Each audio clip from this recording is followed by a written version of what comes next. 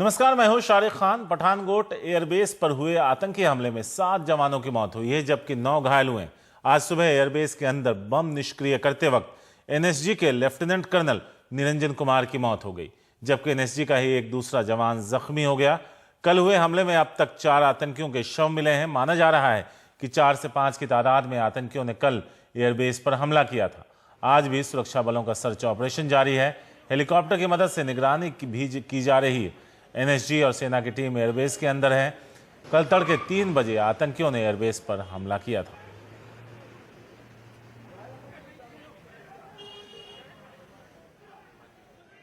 Pathankot airbase के पीछे का जो इलाका है जंगलों का, वहाँ पे जो कॉम्बिंग ऑपरेशन है वो जारी है। सेना का जो जवान है वो चप्पे चप्पे को खंगाल रहे हैं। ये सुनिश्चित किया जाना है सेना और एनएसजी कमांडोज की तरफ से कि इस इलाके में कोई आतंकी ना छुपा बैठा हो।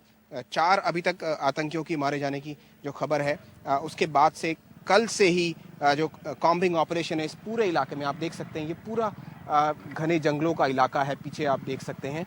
और जो आतंकी हैं उन्होंने इसी जो टेरेन है, इसी घने जंगलों का फ़ायदा उठा करके जो है हमला किया एयरबेस पे।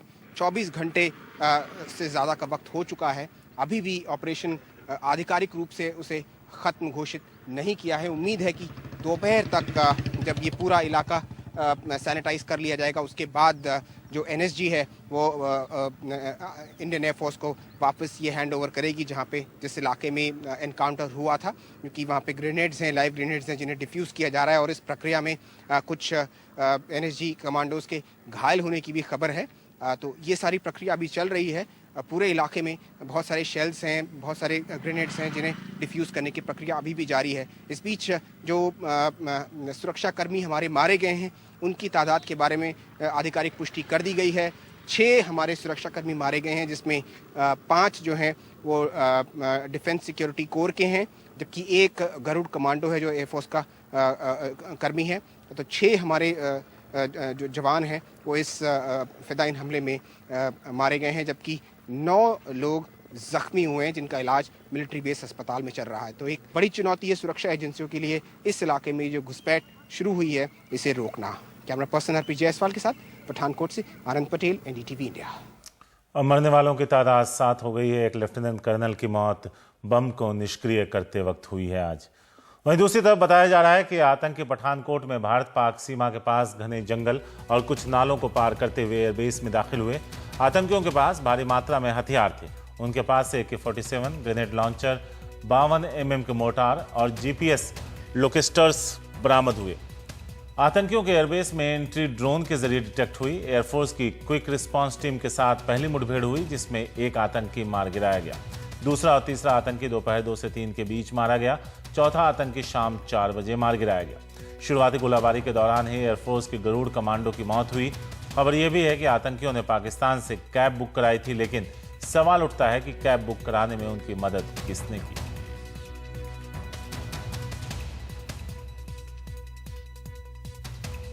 पठानकोट एयर बेस पे अभी भी ऑपरेशन चल रहा है।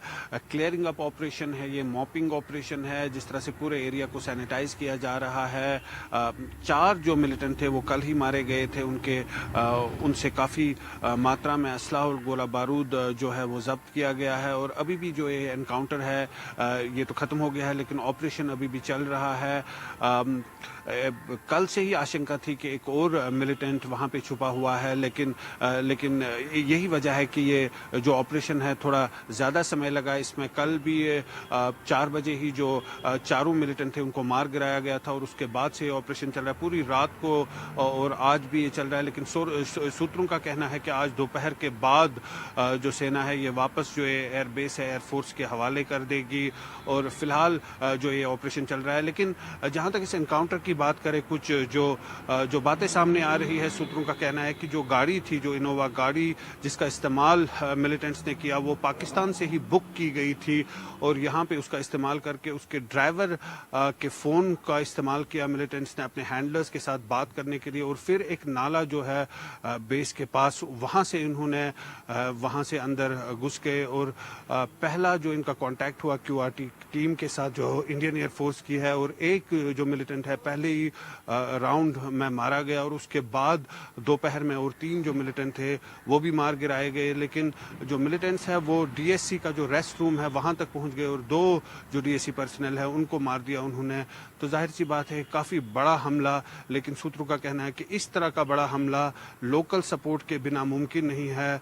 किस तरह का लोकल सपोर्ट था, किस तरह से उन्होंने ये गाड़ी बुक की, ये तमाम बातें इन पे इन्वेस्टिगेशन होगी।